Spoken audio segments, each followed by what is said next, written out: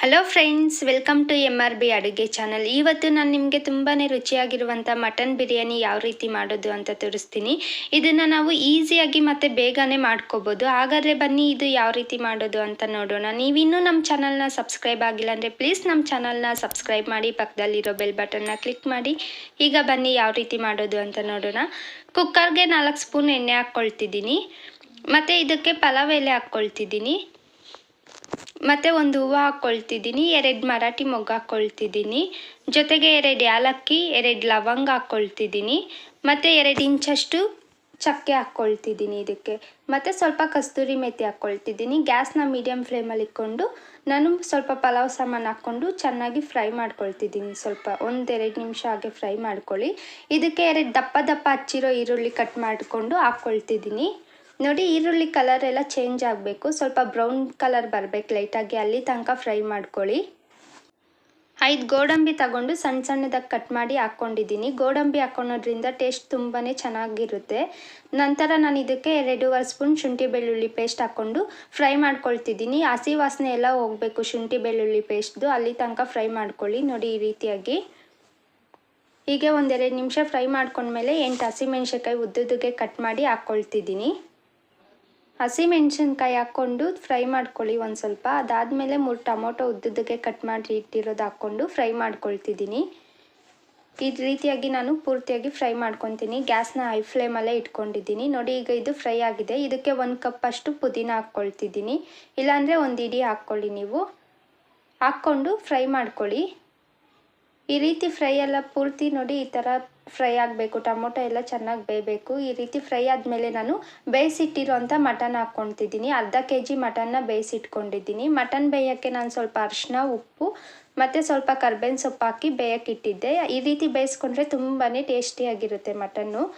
ಆಗ ಅದಕ್ಕೆ ನಾನು ಆ ರೀತಿ ಬೇಯಿಸ್ಕೊಂಡು ಸೂಪನ್ನು ಹಾಕ್ಕೊಂಡಿದ್ದೀನಿ, ಮಟನ್ ಬೇಯಿಸಿರೋ ನೀರು.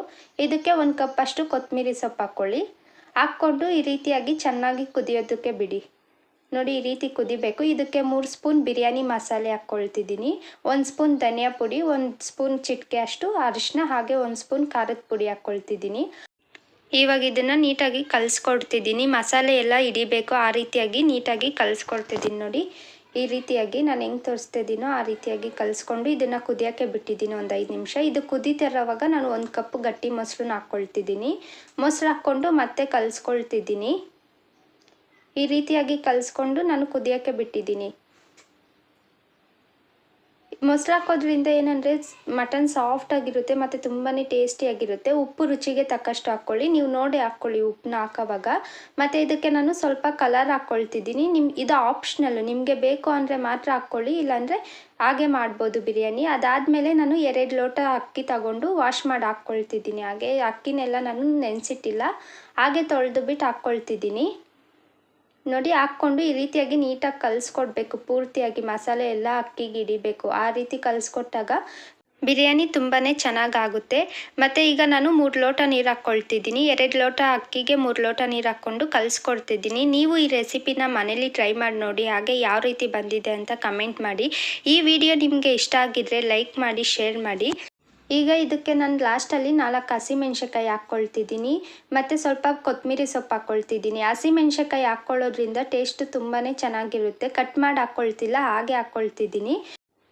ಹಾಕ್ಕೊಂಡಿದ್ದಾದಮೇಲೆ ಇದನ್ನು ಸ್ವಲ್ಪ ಕಲಿಸ್ಕೊಡಿ. ಈ ರೀತಿಯಾಗಿ ನೀಟಾಗಿ ಕಲಿಸ್ಕೊಟ್ಬಿಟ್ಟು ಉಪ್ಪು ಖಾರ ನೋಡಿ, ಈ ರೀತಿ ಕುದಿ ಬರ್ತಿದೆ. ಉಪ್ಪು ಖಾರ ನೋಡಿಬಿಟ್ಟು ಕುಕ್ಕರ್ ವಿಸಿಲ್ ಮುಚ್ಚಿ 1 ವಿಸಿಲ್ ಬಿಡಿ.